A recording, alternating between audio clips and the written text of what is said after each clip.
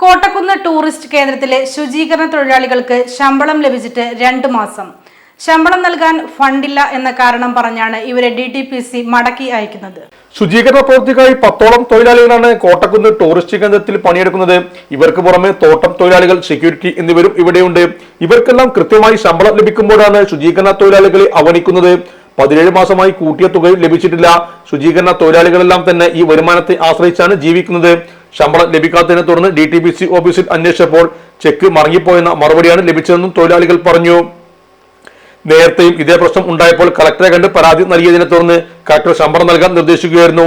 ശമ്പളം ലഭിക്കാത്തതിനാൽ ഇവരെല്ലാവരും ഏറെ പ്രയാസത്തിലാണ്. ഇതിന് തീരുമാനമാകുന്ന പ്രതീക്ഷയിലാണ് ഇവർ.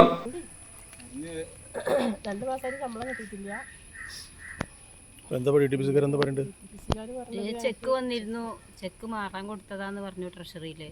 ഇപ്പൊ പറയണത് അത് തിരിച്ചു പോയി എന്ന് പറയുന്നുണ്ട്.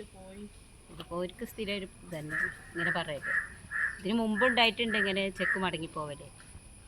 അതിന്റെ കാരണം ഇപ്പൊ എന്താന്ന് എനിക്കറിയില്ല.